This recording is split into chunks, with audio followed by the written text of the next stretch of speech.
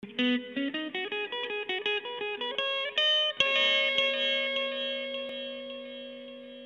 nosso tema é Tiago, tá certo? E o Tiago, eu pus aqui o Manual de Conduta Cristã.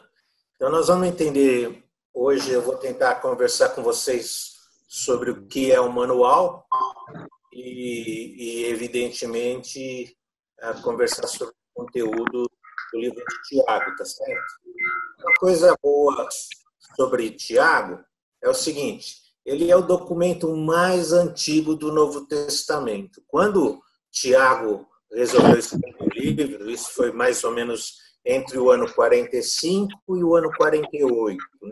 Tá sem o vídeo, certo? Tá sem o vídeo. Tá, se eu tiver que pôr o vídeo, eu faço como? Tá sem mesmo? Tá sem mesmo. Não, tá sem som também. Pessoal, Edna, eu vou montar todo mundo. Acho que é legal. Edna, a gente fala com você via WhatsApp. Ele tava escutando.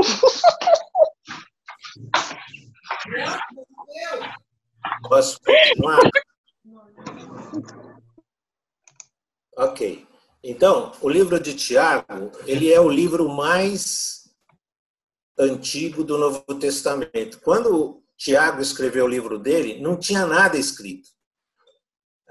Só tinha sermões sobre o que Jesus ensinou, sobre o que Jesus falava, e os recados que eles passavam de um para o outro, de boca em boca.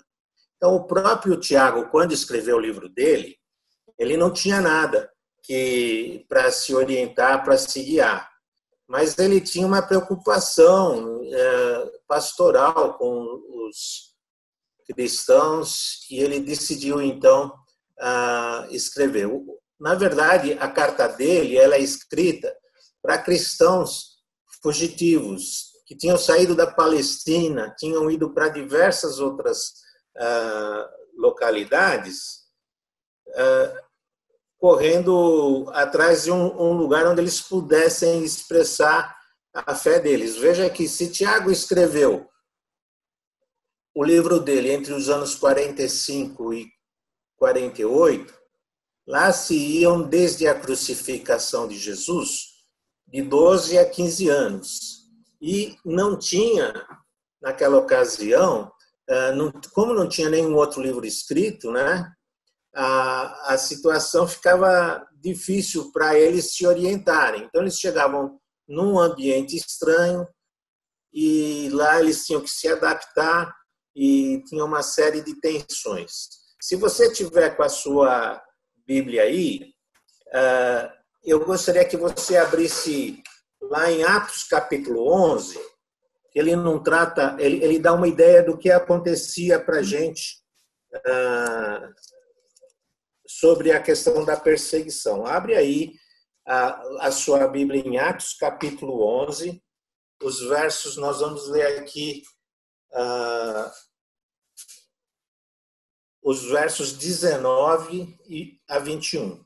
Atos 11, de 19 a 21. Ali a gente lê o seguinte: os que tinham sido dispersos por causa da perseguição desencadeada com a morte de Estevão chegaram até a Fenícia, Chipre e Antioquia, anunciando a mensagem apenas aos judeus. Alguns deles, todavia, cipriotas e sirineus, foram a Antioquia e começaram a falar também aos gregos, contando-lhes as boas novas do reino do Senhor. A mão do Senhor estava com eles, e muitos creram e se converteram ao Senhor. Então, esse pessoal perseguido, eles estavam com a moral deles em alta, né?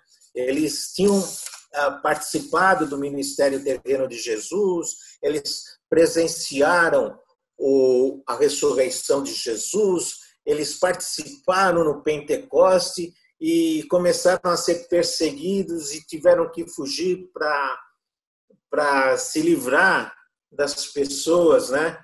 E eles, nessa fuga, você pode imaginar que eles perderam todas as suas propriedades, mas eles buscavam um lugar onde fossem tolerantes com a fé deles, tá certo?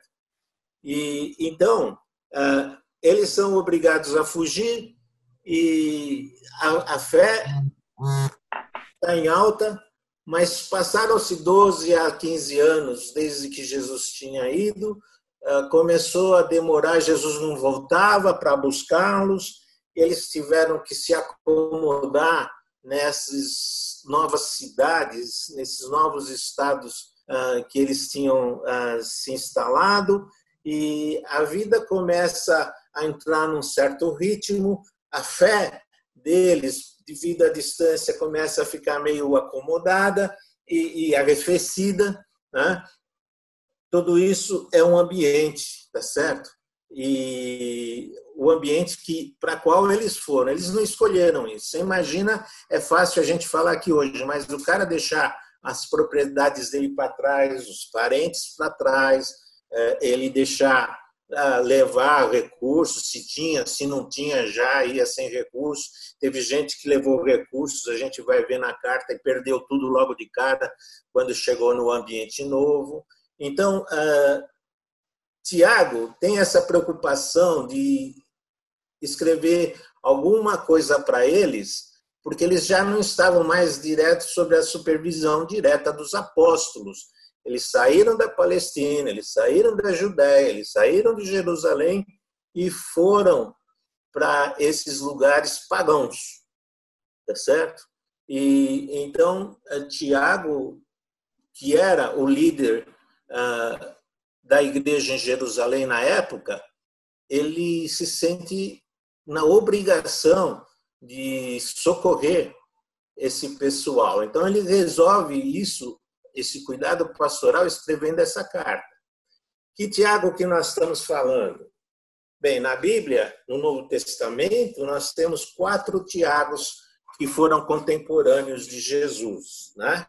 E esses Tiagos, teve muito debate sobre quem eram os Tiagos e onde que eles estavam, quem teria escrito o livro. Então, desses 4 autores, nós temos um Tiago, que era o irmão do apóstolo João, que escreveu o Evangelho, que escreveu o Apocalipse. Ele era o Tiago, filho de Zebedeu. Esse Tiago, quando foi escrita a carta, ele já tinha sido martirizado por Herodes Antipas no ano 44. Então, ele foi morto por Herodes Antipas. Se você virar o seu livro de Atos aí, vê no capítulo 12, verso 1, diz assim, Atos 12, verso 1, sobre esse Tiago, que era irmão de João. Nessa ocasião, o rei Herodes prendeu alguns que pertenciam à igreja com a intenção de maltratá-los e mandou matar à espada Tiago, irmão de João. Vendo que isso agradava aos judeus, prosseguiu prendendo também a Pedro durante a festa dos pães sem fermento. Aí depois o texto fala como foi que o Pedro foi liberto por um anjo saindo da cadeia, mas enfim, ele matou naquela ocasião o Tiago, irmão do apóstolo João. Ele, Tiago também apóstolo, foi martirizado por Herodes, por pura maldade, segundo o texto aqui de Hebreus 12, né? Depois nós temos um outro Tiago, que a Bíblia menciona, que também era apóstolo, que era o Tiago Alfeu, filho de Alfeu, né? Eles chamam ele de Tiago o menor. Não se sabe se ele era menor porque era menor de tamanho ou se era porque era mais jovem, mas eles chamavam ele de Tiago o menor, o filho de Alfeu. E um outro Tiago que nós temos mencionado é o Tiago que era pai de Judas, o Judas, não o Judas Iscariotes, o Judas Tadeu. E também esse pai desse Judas Tadeu, que sim, o Judas era apóstolo, mas o pai dele não era apóstolo, também chamava Tiago. Então, o Tiago que podia ter escrito a carta, desses 3, nenhum deles a igreja menciona em nenhum suas cartas, porque as cartas que fazem parte do Novo Testamento, elas circulavam inicialmente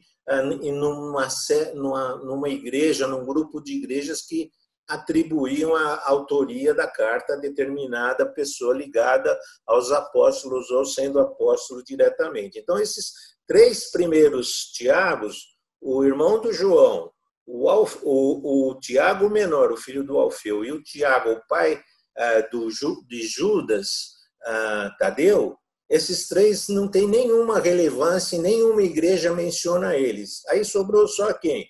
Sobrou apenas o Tiago, que era o irmão de Jesus, tá certo? Então, criou...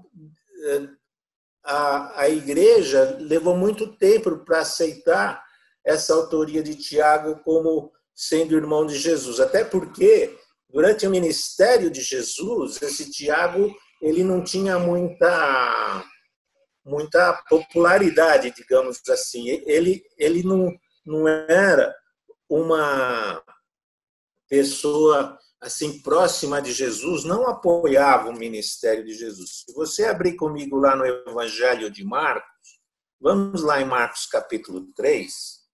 Marcos capítulo 3, no verso 21, a gente vai ler o seguinte. Marcos 3, 21. Quando seus familiares ouviram falar disso, né, que tinham as multidões que já estavam assim abordando Jesus, quando seus familiares ouviram falar disso, saíram para trazê-lo à força, porque diziam, está fora de si. Então, aqui, os familiares, supõe-se que Tiago era parte desses familiares, né? Então, Jesus, talvez era para proteger Jesus que Jesus estava correndo risco, porque quando as multidões começam a fluir para Jesus, é claro que as autoridades, os romanos, os líderes judeus iriam reagir. Então, é um cuidado familiar, a gente pode entender, não é?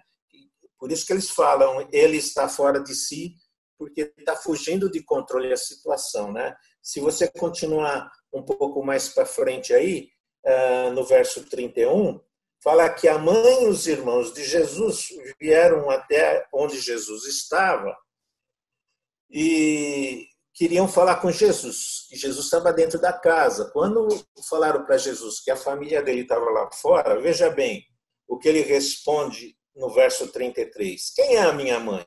Quem são os meus irmãos? Então olhou para os que estavam assentados ao seu redor e disse, aqui estão minha mãe e meus irmãos. Quem faz a vontade de Deus, este é meu irmão, minha irmã e minha mãe. Então você vê aqui que o ministério de Jesus, meio que Jesus está sozinho com relação à sua família, sua mãe, seus irmãos, o pessoal próximo dele, né? E o Evangelho de João, no Evangelho de João, João é muito taxativo no capítulo 7, vira lá em João 7, no verso 5, fala o seguinte, nem os seus irmãos criam nele, nem os irmãos de Jesus criam nele. Então, nós podemos perceber que nesse momento do ministério de Jesus, nem Tiago cria nele. Então, essa é a situação que nós temos aí, pouca informação sobre a família de Jesus e sobre o Tiago, irmão de Jesus. Muito bem, mas aconteceu uma mudança, né?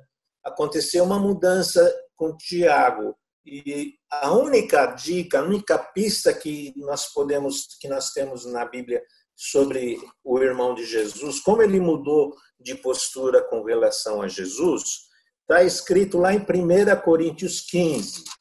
Vamos lá em 1 Coríntios 15. Ele vem aqui no trecho falando sobre a ressurreição dos mortos e ele vai falando que Jesus, ele apareceu para as pessoas que Jesus apareceu, para os discípulos, para cada um que viu o Jesus ressuscitado, né? E aí no verso 7, ele diz que assim, que ele depois ele apareceu a Tiago e então a todos os apóstolos. Ele apareceu depois que Jesus ressuscitou, ele apareceu para Tiago. Então aqui eu acredito pessoalmente, não tem nada escrito a respeito, eu acredito que foi aqui que Tiago se converteu. Foi aqui que Tiago se mudou de postura com relação a Jesus, o irmão dele, tá certo?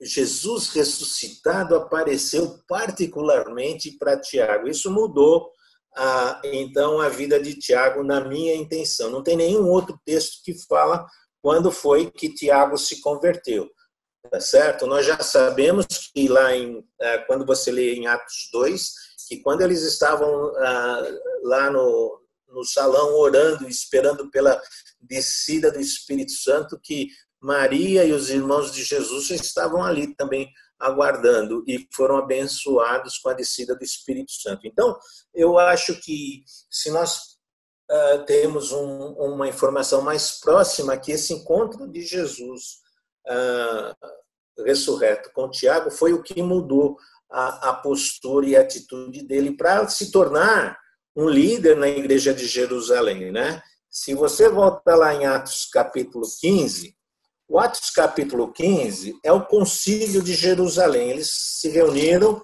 a igreja se reuniu numa grande assembleia, num concílio, para lidar com assuntos difíceis. E então, nós vemos que no capítulo 15, no verso 13, todo mundo participou, todo mundo deu palpite, todo mundo deu sugestão, debateram, discutiram quem era pró, quem era contra. E no verso 13, diz assim: quando terminaram de falar, Tiago tomou a palavra e disse. E aí ele faz um resumo do que o pessoal discutiu e propõe a solução. Então, em Tiago 15, que aconteceu mais ou menos no ano 48 e 49, aqui em Atos 15, esse concílio aconteceu entre o ano 48 e 49, a carta de Tiago já estava escrita, e aqui Tiago já é o líder da igreja em Jerusalém, que está presidindo, na verdade, o concílio onde tem os apóstolos, todo mundo está lá, os presbíteros, os cristãos estão passando lá e discutindo, né? E depois, mais tarde, mais adiante, a gente vê Paulo falando alguma coisa sobre isso. Se você for comigo na carta de Gálatas, vira aí em Gálatas, tá certo? Coríntios, Gálatas, tá certo? Segundo Coríntios, depois Gálatas. Em Gálatas, no capítulo 1, nós lemos o seguinte, que Paulo está falando sobre quando ele foi para a Galácia e ele teve uma interação lá com os apóstolos. Então, ele põe aqui, ó, capítulo 1, verso 18.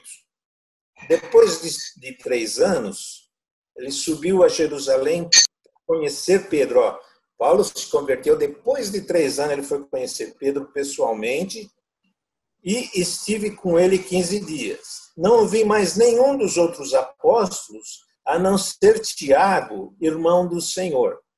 Esse trecho é interessante porque você vê que ele não viu, ele chama o Tiago de apóstolo. Então, Tiago já é um líder da igreja, Tiago é o que dirige o concílio lá de Jerusalém. Então, nós vemos que aquele Tiago, que antes era reticente com o ministério terreno de Jesus, acontece alguma coisa na vida dele, provavelmente foi encontro com Cristo ressurreto, que o transformou num líder. E se você for ainda em Gálatas, no capítulo 2, verso 9, ele diz assim: reconhecendo a graça que me foi concedida, Tiago, Pedro e João, tidos como colunas, estenderam a mão a mim e a Barnabé em sinal de comunhão. Ou seja, Paulo e Barnabé tinham ido a Jerusalém expor os resultados evangelísticos que estavam acontecendo no mundo pagão. E ele fala assim que o Tiago, Pedro, João, tidos como colunas. Então, Tiago, naquele momento, já era uma coluna da Igreja de Cristo. Deu a Paulo a mão, a Paulo, a Barnabé, aceitando a pregação do evangelho que eles faziam no meio dos pagãos, dando reconhecimento e o aval da igreja para o ministério de Paulo e de Barnabé. Muito bem. Agora vamos lá na carta de Tiago. Vamos começar a ler a carta de Tiago, capítulo 1. Vamos ver o seguinte, como é que o Tiago se apresenta aqui. Veja lá, Tiago 1, verso 1. Tiago, servo de Deus e do Senhor Jesus Cristo, as 12 tribos dispersas entre as nações. Saudações. Então, como é que Tiago se apresenta? Tiago se apresenta como irmão de Jesus. Olha, pessoal, eu sou irmão de Jesus e por isso eu tenho direito de escrever uma carta aqui, por essa carta no Novo Testamento. Não, não. Tiago, ele se apresenta como irmão. Não, como irmão, como servo. Isso quer dizer que na igreja cristã, não é o parentesco que conta para você subir na hierarquia da igreja. Na igreja, o que conta é a condição de servo, de escravo. Então, Tiago, servo, ele se autodefine com relação a Jesus como Senhor Jesus Cristo. E a mudança de Tiago foi tão grande, isso aqui, vamos dizer, está aqui entre o ano 45 e 48, que no ano 62, Tiago foi executado, foi apedrejado, ele morreu por apedrejamento, porque o sumo sacerdote, ele mobilizou os fariseus, os mestres da lei, para forçar Tiago a renunciar à fé dele em Jesus. E o fato dele ter se recusado a renunciar à fé dele em Jesus, ele foi apedrejado. E a situação foi tão calamitosa que os cidadãos que tinham Tiago em alto respeito, cidadãos de Jerusalém, foram reclamar com o cônsul, o cara que substituiu o Pôncio Pilatos e estava lá dirigindo naquele tempo a cidade, foram reclamar com Pôncio no substituto dele, e esse cônsul, ele abortou o ministério do sumo sacerdote, ele afastou o sumo sacerdote da posição dele, devido a esse abuso de autoridade que ele cometeu para cima do Tiago, esse que escreve a carta. Mas o fato é que o Tiago se apresenta aqui como servo. E aí você vai lembrar uma passagem de Jesus, quando Jesus disse assim: quem quiser tornar-se importante entre vocês, deverá ser o servo. Quem quiser ser o primeiro, deverá ser escravo, como o filho, que não veio para ser servido, mas para servir e dar a sua vida em resgate de muitos. Essa é a maneira de se conseguir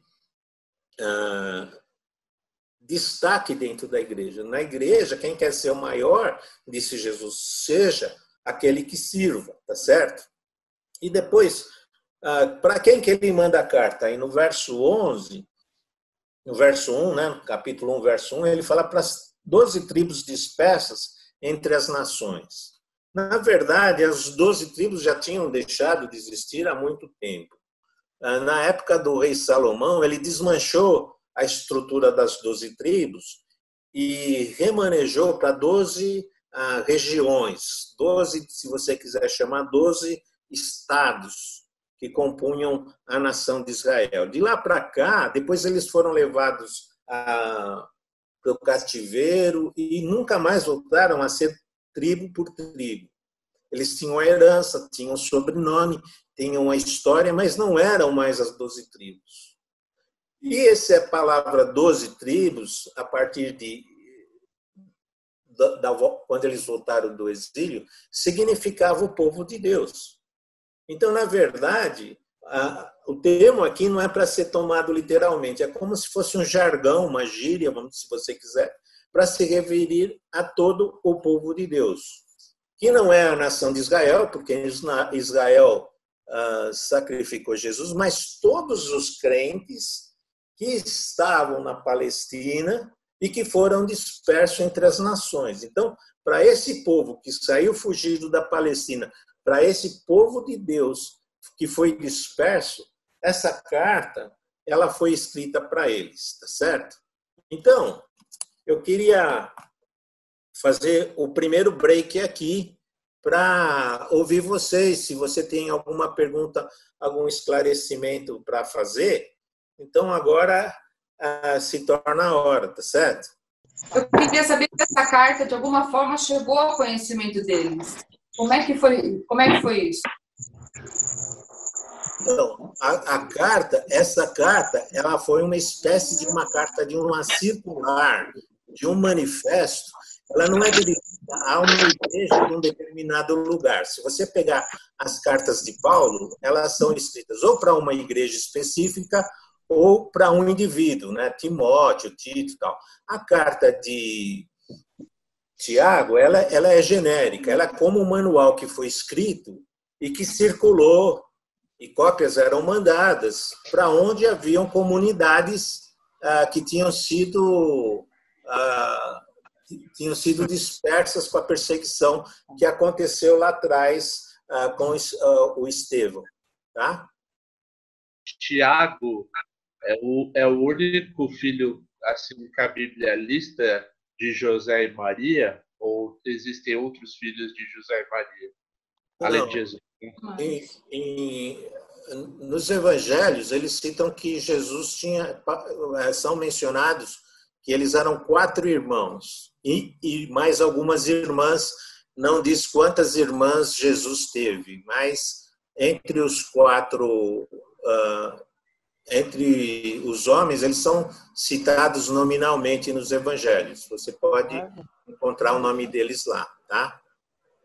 Você falou sobre as 12 tribos, né? Que já não existiam as 12 tribos nessa época, mas que são os que foram dispersos depois da morte de Estevão. Então, isso significa que eram judeus dispersos. Sim, sim. Veja que nos primeiros tempos da igreja, logo nos princípios, e quando começou essa primeira perseguição com a morte do Estevão, eles ainda estavam resumidos a Jerusalém, né? Eles não tinham a ideia. O primeiro vamos dizer assim, relato de atuação evangelística para os gentios, para os pagãos, é aquela de Paulo na igreja de Antioquia. E aí já tinham transcorrido vários anos, tá certo? Então, quando, logo depois da perseguição de Estevão, começou essa dispersão, e nós vamos ver que todos, com exceção do apóstolo João, todos os outros apóstolos foram martirizados. Sim. O único que morreu de velhice foi João. Mesmo assim, João estava preso no exílio. Então, eles basicamente eram judeus. E tinha uma outra coisa que a gente vai considerar, que é o seguinte: eles cresceram e viviam na Palestina, em Jerusalém, segregados dos pagãos, dos estrangeiros, dos gentios. Eles não se misturavam. Tanto é que quando a igreja começou a crescer, e Paulo começou a crescer, que eles começaram a pregar o evangelho dos gentios, pagãos, os outros cristãos falavam: como assim? Nós estamos sendo aqui perseguidos porque vocês estão tendo comunhão com o gentio, com o pagão. E essa discussão foi que deu origem ao Concílio de Atos, capítulo 15. Eles foram lá exatamente para discutir quais eram os termos de convivência que poderia ser tido com os pagãos. Tá tá certo? E você vê que a própria igreja tinha preocupação de se misturar, tá? Mas quando eles são perseguidos e são jogados, vamos dizer assim, são lançados, eles correm atrás de alguma cidade, algum país que desse acolhida para eles, para ter a fé deles, mas eles teriam que conviver com essa sociedade pagã. Então, a carta que o Tiago vai escrever vai nesse encontro de como é que eu convivo, né? Como é que eu posso me relacionar com os pagãos sem comprometer a minha fé. Esse era o desafio. E aí eles recorrem no concílio para achar uma maneira que dava para administrar que os judeus cristãos tolerassem, aceitassem os gentios cristãos, os que eram convertidos dos pagãos. Tá? Obrigada. Beleza? Vamos para frente? Ótimo. Então, eu coloquei aqui, deixa eu pôr aqui na minha telinha aqui, peraí. A necessidade de um manual cristão. Por que precisava do manual? Eu diria para você o seguinte, que a carta é uma circular, é um manifesto, né? Que ela não trata de situações específicas nem de indivíduos específicos, mas ela aborda uma situação mais generalizada. Como eu disse, a carta de Tiago, ela procura responder a questão de como eu posso me relacionar com os pagãos sem comprometer a minha vida cristã. Então, eu separei aqui, eu identifiquei 3 blocos de manual de conduta, tá certo? O primeiro bloco que eu pus são os judeus. Os judeus saíram do Egito, atravessaram o Mar Vermelho. A primeira coisa que eles fizeram foram 2, né? O Moisés subiu para receber a tábua da lei e eles fizeram o bezerro de ouro. Foi simultâneo, né? Moisés desce, quebra a tábua da lei, ele joga o bezerro no fogo, derrete o bezerro, joga na água e faz todo mundo beber aquele ídolo que eles tinham construído.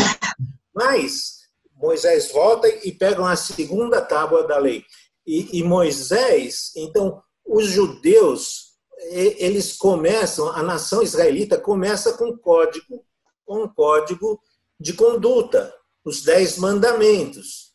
E depois, somado aos 10 mandamentos, nós temos outras leis do Êxodo, no livro de Êxodo, Levíticos, Deuteronômio, Números, todas elas são acrescentadas e baseadas nos 10 mandamentos. Deus nos deu um manual de conduta.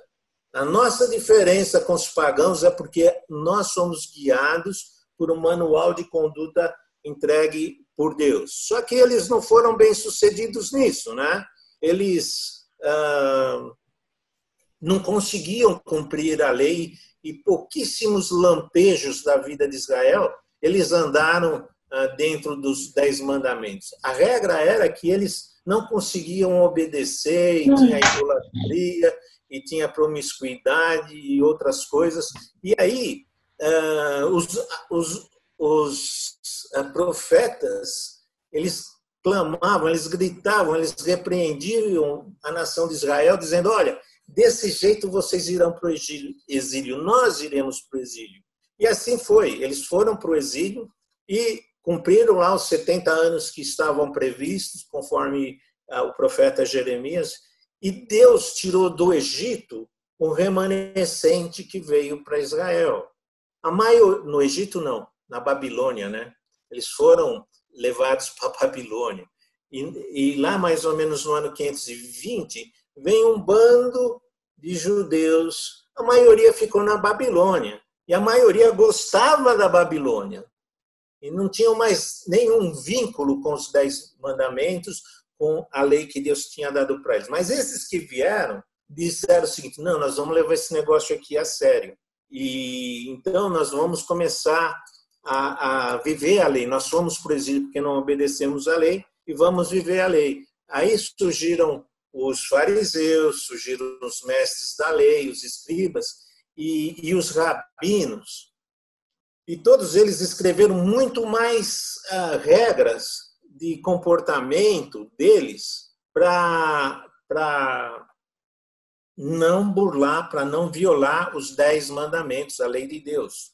Nos dias de Jesus, esses mandamentos, essas regras paralelas já eram do número de 613. Tinha 613 regras que eles tentavam observar.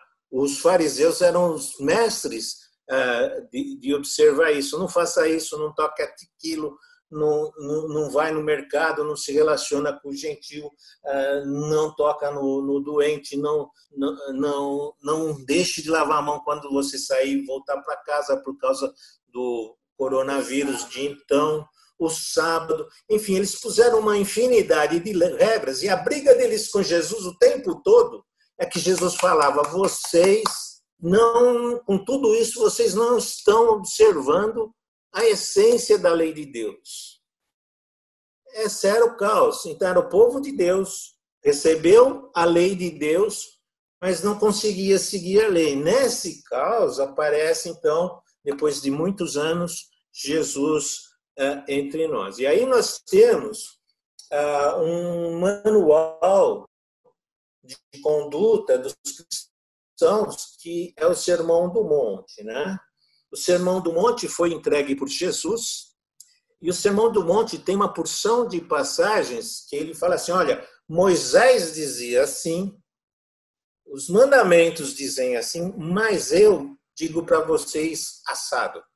Em outras palavras, Jesus fala, olha, essa regra aqui, ela tem por trás dela um princípio, uma essência. Ela foi criada, o não matarás, ele tem por trás dele um princípio, que se você cumprir aquele princípio, você nunca vai chegar a matar. Então, Jesus está resgatando um significado, a intenção de Deus, ele sendo o próprio Deus, ele está resgatando a intenção de Deus de dar para eles esses princípios, tá certo? Só para você deixar isso claro para você, abra a sua Bíblia, por favor. A primeira coisa lá no Sermão do Monte, Mateus de 5 a 7, Mateus 5, eu vou ler uns versos aqui com vocês, vocês vão entender o que eu estou falando. Primeira coisa, Jesus fala assim, no 5,17. Não é no 5,17, Mateus. É Mateus 5,17. Eu estou em Marcos, espera aí. Mateus 5,17, Jesus diz assim, não pensem que vim abolir a lei ou os profetas. Não vim abolir, mas cumprir. Em outras palavras, Jesus está falando que o que ele vai falar e o que ele está ensinando no Sermão do Monte é uma expansão, uma extensão, um nível espiritual mais elevado do que aquela lei que eles tinham. Jesus falou, eu não vim criar uma coisa nova. Então ele constrói a ética cristã em cima da ética do Antigo Testamento, mas ela é diferente da ética da moral do Antigo Testamento, porque a lei do Antigo Testamento ela vem junto com a aliança. Eles celebram a aliança e a condição da aliança é vocês obedeçam a lei. Para quê? Para que viviam os judeus? Para ter a terra prometida, ter fertilidade nos homens, na agricultura e nos animais, ter uma vida boa e com saúde e ter proteção dos inimigos. Então, não era uma regra, era uma regra de conduta, os 10 mandamentos e a lei do Antigo Testamento, para viver bem no aqui e no agora. Eles não contemplavam o céu nesse momento, eles não olhavam para o céu quando cumpriam as leis do Antigo Testamento. Agora, Jesus, quando ele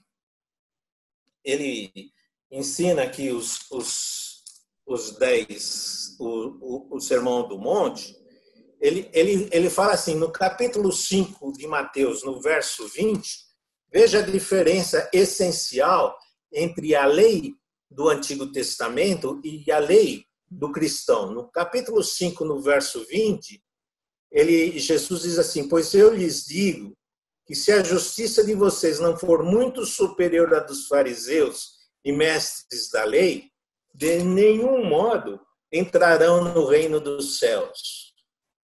Ou seja, vocês têm que ser muito melhor do que esses fariseus, esse pessoal aqui, religioso.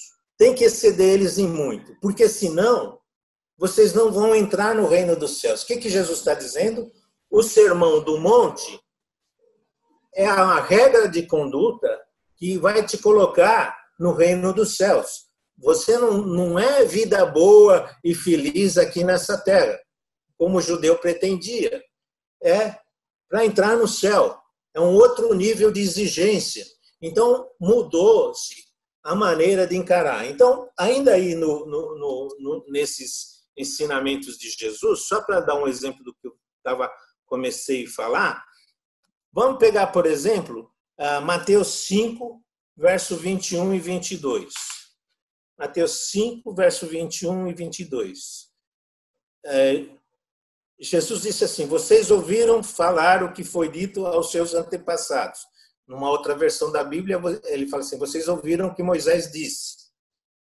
Não matarás. E quem matar está sujeito a julgamento. Mas eu lhes digo que qualquer que se irá com seu irmão estará sujeito ao julgamento.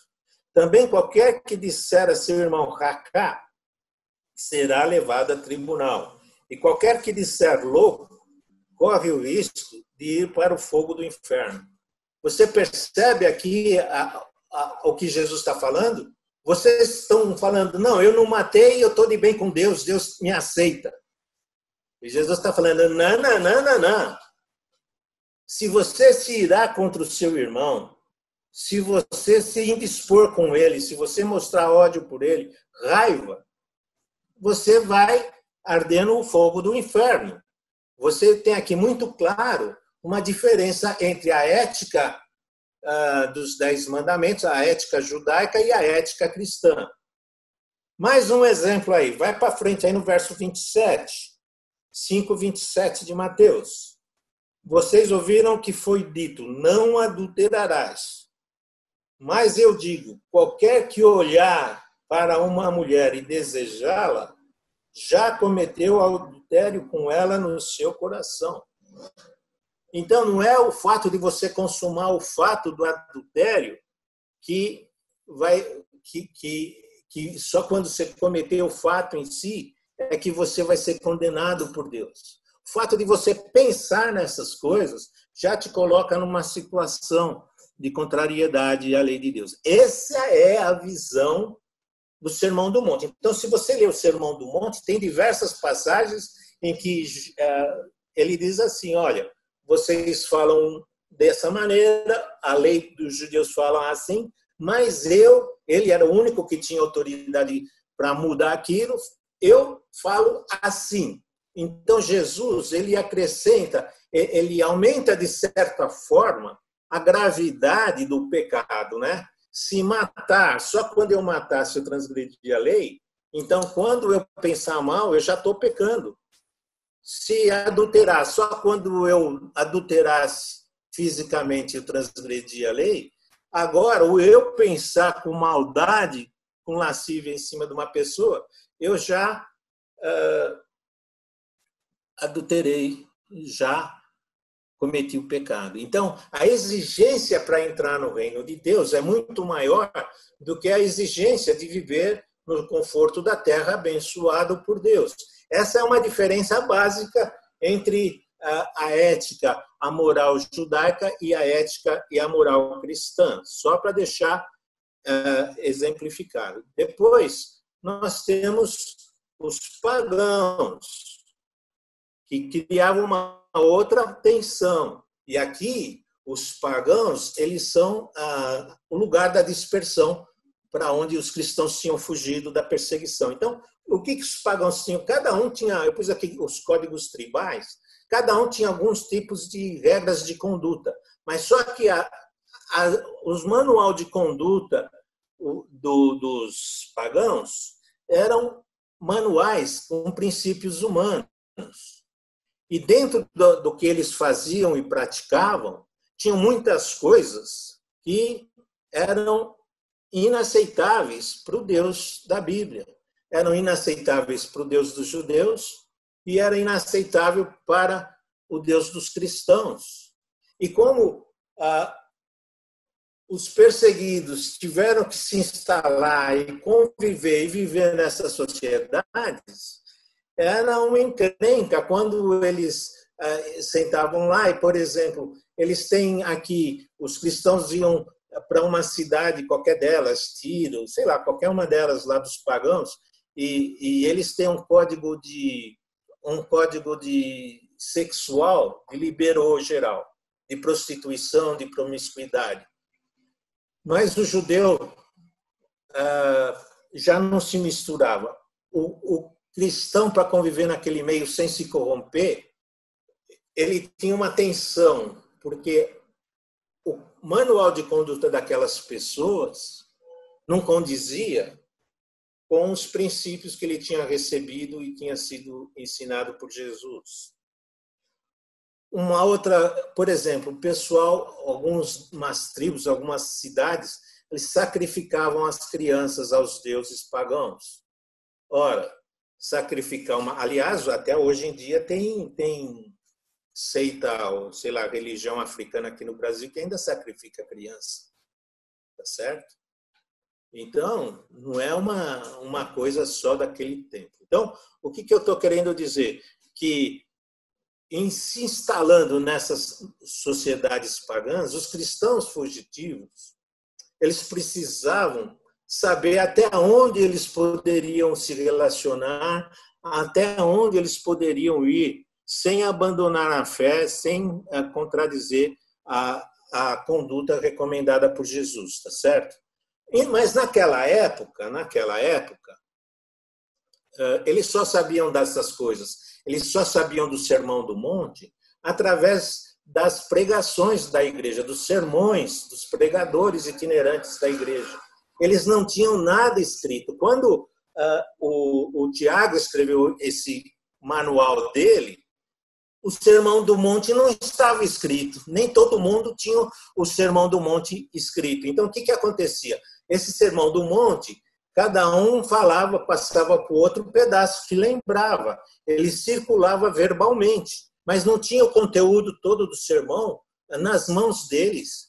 E então, quando o Tiago vai mandar os conselhos de como viver na sociedade pagã hostil ao cristianismo, eles já carregam o Sermão do Monte no coração e na mente deles, ou pedaços deles, mas ele não tem essa coisa toda como nós temos aqui hoje em Mateus de 5 a 7. Não tem o todo do Sermão do Monte. Então, nós podemos imaginar também que o Sermão do Monte, além de ser bem introspectivo, ele não cuida muito da parte da convivência social, tem convivência social, mas ele quer trabalhar o coração.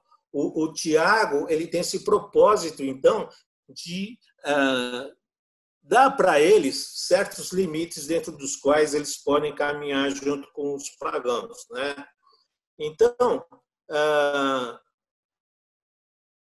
vamos pensar o seguinte, vamos pensar nessa carta do Tiago como se fosse um quebra-cabeças. Você tem uma porção de pedacinhos assim, e a carta de Tiago é uma porção de assuntos, ele pula de um assunto para o outro, para o outro, para o outro, aparentemente sem ter uma lógica, sem ter um link, sem ter um elo de ligação com o assunto anterior.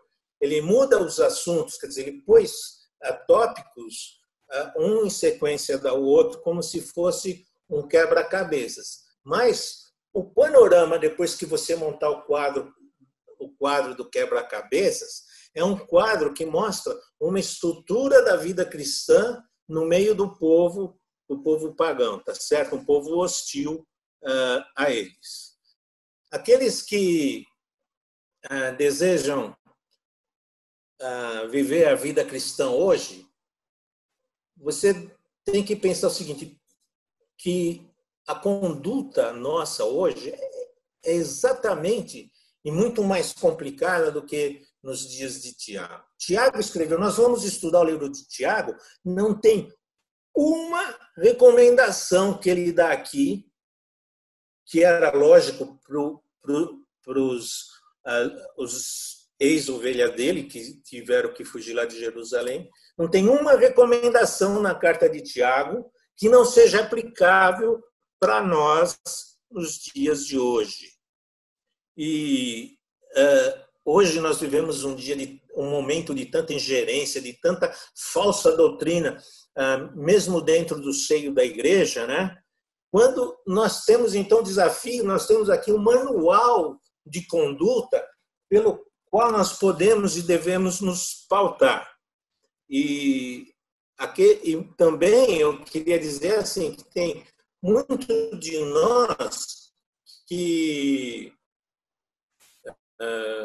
nascemos no lar cristão, nascemos no ambiente cristão, convivemos com as regras cristãs, mas muitos de nós, jovens, adolescentes, nunca fomos expostos à situação do mundo, aos pecados do mundo, porque na nossa casa, na nossa igreja, a gente tem um ambiente protegido. Isso é maravilhoso, isso é bom.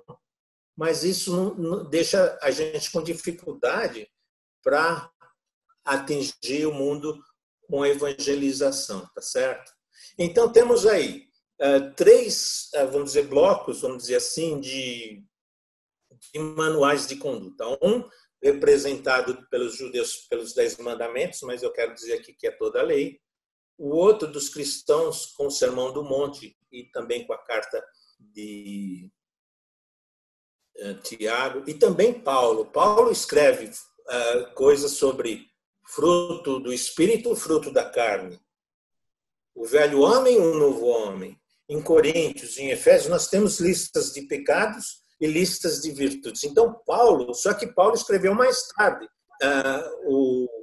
O Tiago, ele foi o primeiro escrito. Agora, a ética cristã, ela difere da ética dos judeus e da ética pagã no seguinte.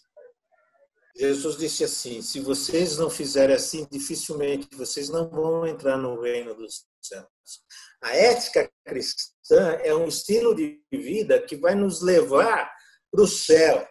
Não é para viver bem aqui, curtir aqui as mordomias do presente, mas é ir para o céu. Essa é a diferença da ética cristã com a ética do Antigo Testamento e com a ética dos pagãos. A ética do reino de Deus. Nós vivemos o reino de Deus já, hoje e agora.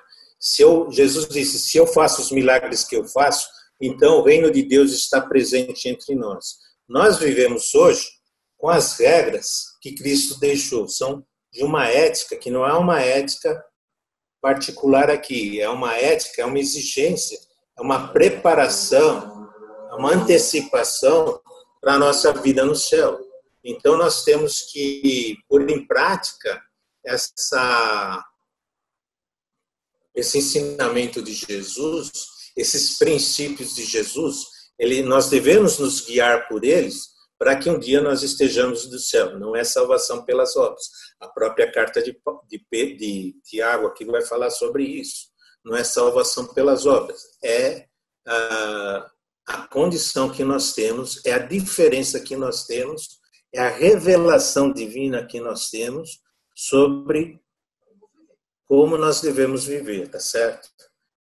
Eu quero fazer com vocês uma reconstrução do ambiente pagão.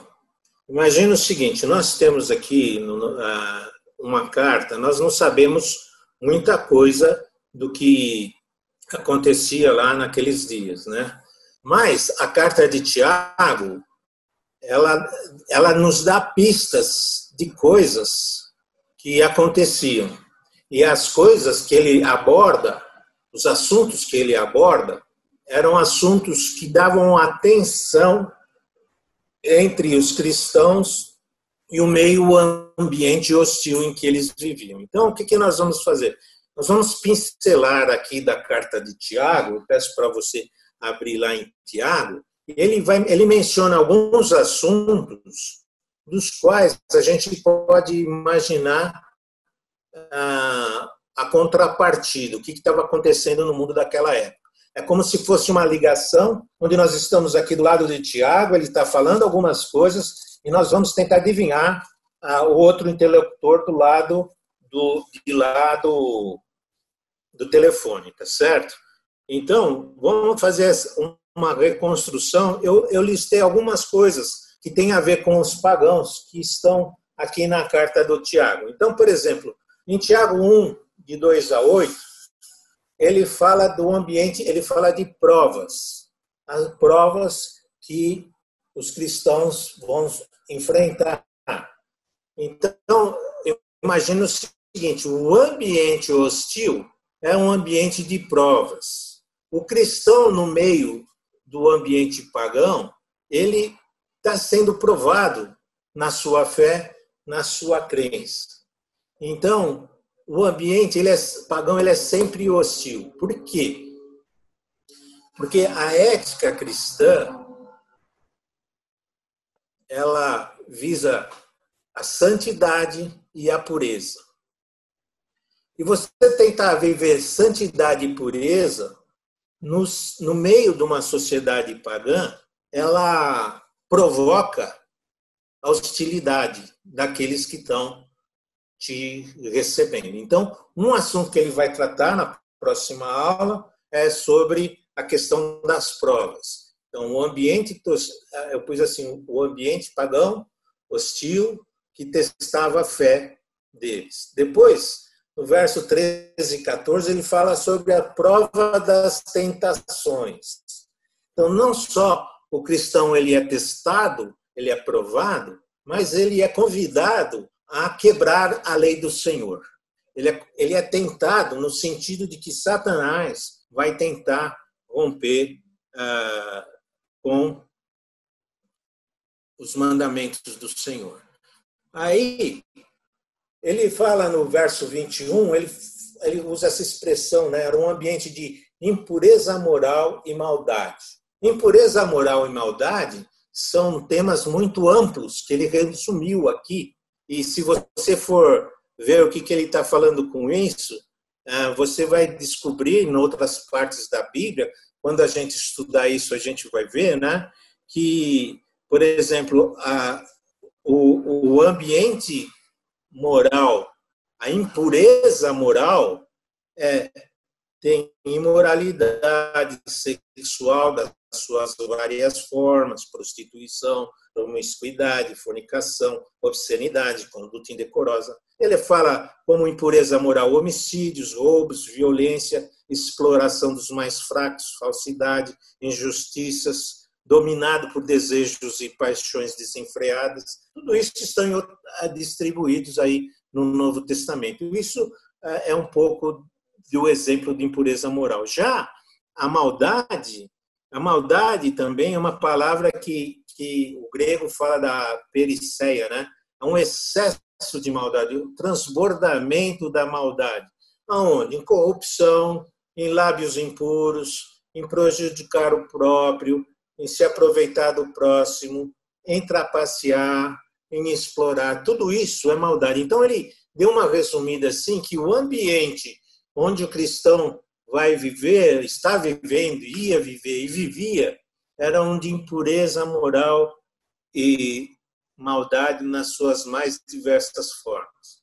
Aí ele fala em 3 passagens, em 3 trechos, daí eu acho que é a parte importante, a que a gente mais dá valor no livro, fala sobre a questão de fé e obras.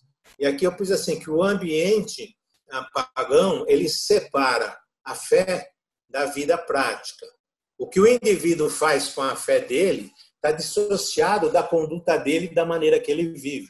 E, para nós cristãos, uma coisa está ligada com a outra. Você não pode ter uma adoração desconectada da sua vida cotidiana. As coisas vão juntos. Então, uma tentação que existe aí seria dos cristãos, nesse ambiente pagão, de levar uma vida, uma fé nominal, sem ter lastro nas suas práticas, nos seus atos do dia a dia. Então, daí essa dicotomia entre fé e obras, que é o tema mais conhecido da carta, e que é abordado aqui em 3 passagens. Depois, ele fala sobre a acepção de pessoas.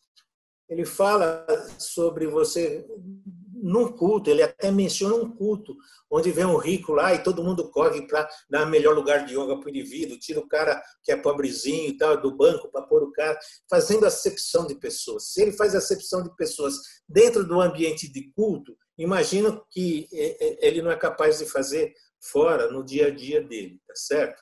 Também a carta fala sobre tagarelice e maledicência, tá certo? Fofoca, críticas, censuras. A carta fala que isso também domina o ambiente deles.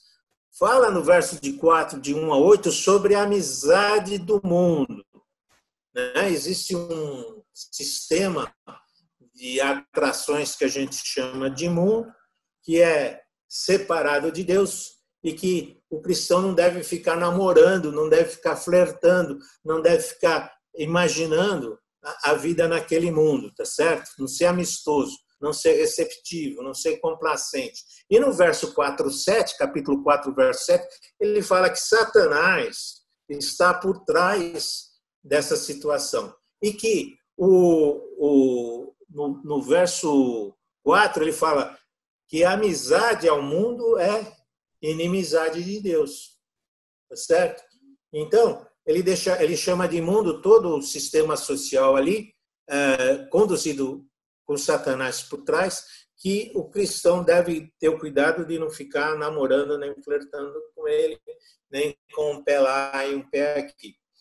Depois do 5, de 1 a 6, ele fala da riqueza às custas da pobreza, exploração, né, do pobre, do desvalido pelo rico, pelo bem abastado, e ele fala ainda da prevalência de juramentos, que não é para se jurar, como os pagãos faziam, o cristão não deve levar o nome de Deus em vão nessa situação, e ele fala, por fim, da atração que o paganismo faz à apostasia. O cristão está jogado lá, naquela situação, naquele ambiente, e se ele não tiver raízes, se ele não tiver uma fé fervorosa, ele está correndo o risco de apostatar da fé, de abandonar a fé. Você vê, esse é um resumo rápido dos assuntos que o Tiago aborda na carta dele, e ele vai lidar com cada um, nós vamos estudar cada um deles mais detalhadamente durante a carta. E ele deixa de fora algumas coisas muito importantes, mas que ele presume que os seus ouvintes, que os seus leitores já conheciam, porque eram ovelhas dele lá em Jerusalém. Ele fala, por exemplo, ele não fala sobre a pessoa e a obra de Cristo. Ele não fala sobre a evangelização. Ele não fala sobre a vida em família. E a razão é porque ele conhece os leitores dele. E a razão é porque ele sabe que eles já foram e estão instruídos nesses temas, tá certo? Como eu disse, nada disso, nenhum desses itens que nós listamos aqui, não são aplicáveis no dia de hoje. Tudo que está na carta de Tiago tem, e você deve saber das realidades de hoje, como é que ela se comporta, tá certo? Então, nós queremos que você aproveite, se você tiver outros temas, porque são 2000 anos que transcorreu. Além desses assuntos que Tiago, orientado pelo Espírito Santo, nos providenciou, eu acho que depois de 2000 anos, você pode ter outros assuntos de conduta que você queira discutir ou que você tem dificuldade, e então que você trouxesse isso para mim, para os professores, o Gilberto e o Flávio, e a gente vai tentar, talvez, estender alguns estudos, tentando responder mais algumas dessas práticas pagãs que nos afetem nos dias de hoje, tá certo? É importante que, à medida que a gente for estudando esses assuntos, que você mantenha o diálogo com eles. Olhe a sua vida e compare com o que ele está dizendo e vê se a gente precisa de algum ajuste, porque a palavra de Deus é viva. Isso aqui não é um assunto estático, parado lá no tempo. Imagine que essa carta tem 2000 anos e que nós lemos isso aqui e nós falamos, nós podemos testemunhar. Quando eu fiz essa lista, eu chequei que a gente pode ter, cada uma dessas situações estão presentes hoje, no aqui, no agora. Daí a validade da gente estudar essa carta.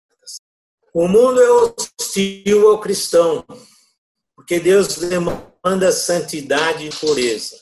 Por isso nós estamos discutindo conduta, porque na sua conduta, na minha conduta, nós devemos demonstrar santidade e pureza, e por isso nós enfrentamos a hostilidade do mundo pagão. Depois, para sermos fiéis a Deus, é preciso persistência e empenho. Capítulo 1, nós vamos estudar domingo que vem. É preciso ter persistência e empenho.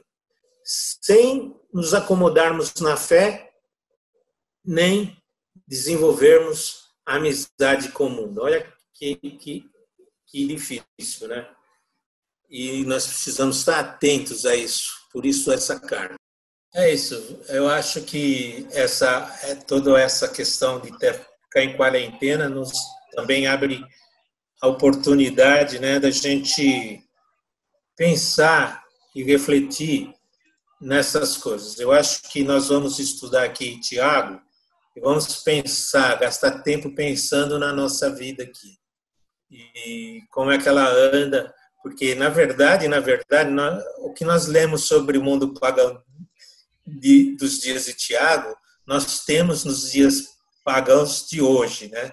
Então eu acho que nós precisamos gastar tempo pensando, refletindo sobre o que nós somos e o que nós precisamos ainda ser.